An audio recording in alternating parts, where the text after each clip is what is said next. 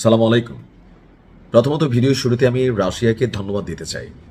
একটু দেরি হয়েছে, বাট ফাইনালি রাশিয়া ইরান এই যুদ্ধে, মানে ইরানের সাথে মার্কিন যুক্তরাষ্ট্রের যুদ্ধে ইনভলভমেন্ট নিয়ে আসছে। আপনারা অনেকেই জানেন, অনেক ঘটনা কিন্তু ইতিমধ্যে ঘটে গেছে।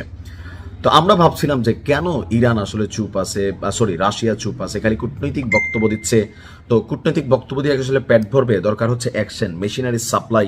কারণ বিভিন্ন ইন্টারন্যাশনাল জার্নালে আমরা দেখছি যে ইরানের হাতে যে ক্ষেপণাস্ত্র আছে, ড্রোন আছে, এগুলো দিয়ে নাকি যুক্তরাষ্ট্রের সাথে বেশি দিন লড়াই করা যাবে না। তো এই যখন অবস্থা, টেনশন, দুশ্চিন্তা, এর মাঝখানে আপনার আজকে দেখলাম যে যুক্তরাষ্ট্র এবং ইসরায়েলের বিরুদ্ধে যে চলমান লড়াই আছে, এখানে মূল একটা উপাদান হচ্ছে ইরানের ড্রোন এবং ক্ষেপণাস্ত্র, যাতে এটা একটা লম্বা চূড়া আকাশ পথে যুদ্ধগুলো হচ্ছে।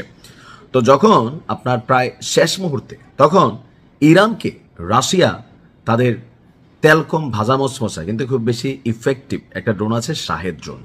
সেই শাহেদ ড্রোন সরবরাহ করেছে। আপনার দাবি করছে কে আবার? ইউক্রেনের প্রেসিডেন্ট জেলেনস্কি।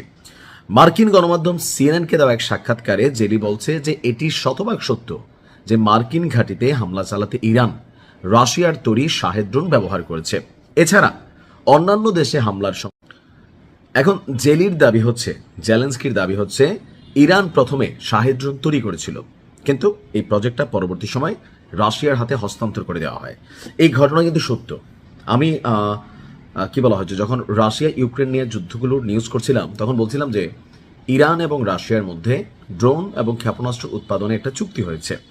রাশিয়া এমনি যথেষ্ট শক্তিশালী একটা রাষ্ট্র, কিন্তু ইরানের যে টেকনোলজি, তেলকম ভাজা মচমচা, অর্থাৎ একটা ড্রোন আপনার যদি মার্কিন যুক্তরাষ্ট্রের তৈরি হয় বা রাশিয়ার তৈরি হয় বা ফ্রান্স, জার্মানি, তাদের তৈরি এক একটা ড্রোনের পিছনে ব্যয় হয় বিলিয়ন মিলিয়ন ডলার।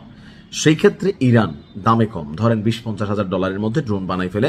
এমনকি এগুলো অত্যাধুনিক প্রযুক্তির যে আকাশ প্রতিরক্ষা সিস্টেম, অর্থাৎ মার্কিন যুক্তরাষ্ট্রের থাজ অথবা ধরেন প্যাট্রিয়ট আছে না, যে আরও যেগুলো আছে রাশিয়ারও বিভিন্ন, তো এই আকাশ প্রতিরক্ষা সিস্টেমকে ফাঁকি দিয়ে শত্রুর ঠিকানা মতো পৌঁছানোর মতন ক্যাপাসিটি রাখে।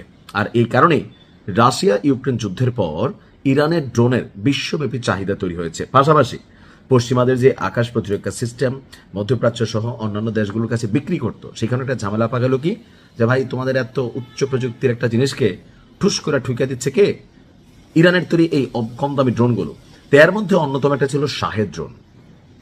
এইটারই একটা কারখানা ইরান এবং রাশিয়া যৌথভাবে, সম্ভবত রাশিয়ার একদম দক্ষিণের একটা এলাকা, বরফ মণ্ডিত থাকে ম্যাক্সিমাম সময়, ওইখানে গিয়ে তারা এটার কার্যক্রম শুরু করলো। কারণ ছিল দুইটা তৎকালীন প্রেক্ষাপটে, ভবিষ্যতে যদি কখনো আজকের দিনের মতন ইরান বিপদে পড়ে, তাহলে রাশিয়া তাদেরকে ড্রোন সরবরাহ করবে। এর পাশাপাশি রাশিয়া ইউক্রেন যুদ্ধে রাশিয়া কিন্তু অস্ত্র সংকটে পড়ে গেছিল। পশ্চিমাদের যে নিষেধাজ্ঞার বেড়াজাল ছিল, সেখানে কোনো দেশ থেকে তারা কি বলা হয় যে যুদ্ধ বিমানের পার্টস অথবা ড্রোন, ক্ষেপণাস্ত্র এগুলো কিন্তু পাচ্ছিল না।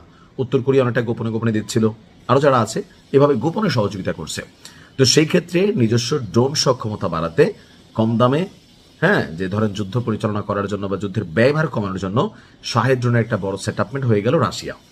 আজকের দিনে এসে সেই শাহেদ ড্রোনের ভার্সনগুলো ইরানের কাছে গোপনে যাচ্ছে। কারণ গেল কয়েকদিন আগে আপনার আমরা দেখলাম যে মার্কিন যুক্তরাষ্ট্রই তার একটা প্রতিবেদন দিয়েছে যে রাশিয়ার বেশ কয়েকটি কার্গো বিমান ইরানে অবতরণ করেছে।